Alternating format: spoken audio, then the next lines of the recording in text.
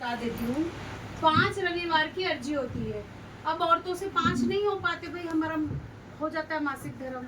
तो आपने क्या करना है, आपने अपने परिवार के किसी सदस्य को भेजना है, तो वो भी अर्जी में लग जाएगी। बता दो बाबा हम उनके घर से आए हैं, उनकी अर्जी स्वीकार करो। पति का पत्नी लगा सकती है, पत्नी का पति और बच्चे और घर के आसपास के सभी लोग, मतलब जो परिवार में होते हैं वो लगा सकते हैं। अब इन्होंने कहा कि मेरा बीच में छूट गया, तो वो अर्जी नहीं लगेगी। अगर ये नहीं आई, किसी को भेजती बेटा, फ़ोन नंबर मेरा सबके पास अवेलेबल है, ठीक है। तो अब सबसे पहली बात, आज मैं आपको एक छोटा सा उपाय बताई हूँ जिससे आपके घर में समृद्धि बनी रहेगी। हम लोग क्या करते हैं, घर में सुबह झाड़ू पोछा करते हैं ना, 6 बजे, या तो 6 बजे से पहले कर लो या 8 से 9 के बीच में करें, क्योंकि 7 से 8 का जो बीच का समय होता है वो प्रभु को होता है। 7 से 8 के बीच में, यही शाम को कोई झाड़ू ना मारे, सूर्यास्त के बाद कोई झाड़ू ना मारे, दरवाजे के पीछे झाड़ू रखें। पूछो क्यों?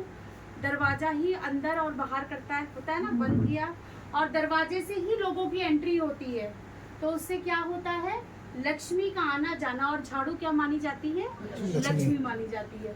तो वो जो झाड़ू है वो लक्ष्मी है, तो इससे आपके घर में धन संपदा आएगी। अच्छा, दूसरी बात, आपने क्या करना है, घी का दीपक जला के रखना है। क्या करना है?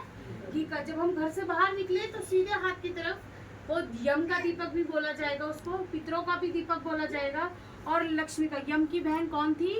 लक्ष्मी थी।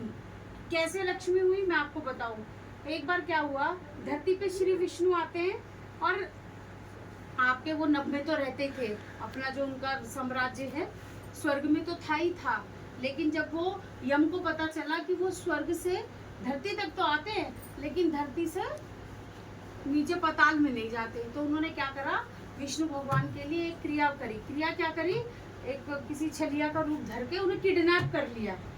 किडनैप करके पाताल लोक चले गए।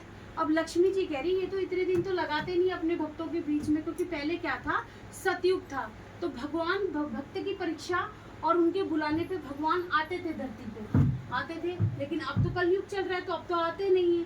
तो उस समय तो फिर लक्ष्मी जी परेशान हो गई कि ये कितने दिन कहाँ रह गए। तो फिर उन्होंने दूतों को भेजा।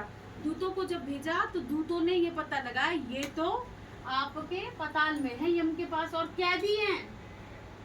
तो अब लक्ष्मी ने कहा, इसने छल से मेरे पति को रखा, तो अब क्या करूँ। वो भी छल से गई, क्योंकि यम जी जो थे ना, औरतों के लिए बहुत अच्छे थे। वो ना मतलब दुख नहीं देख पाते थे किसी औरत का।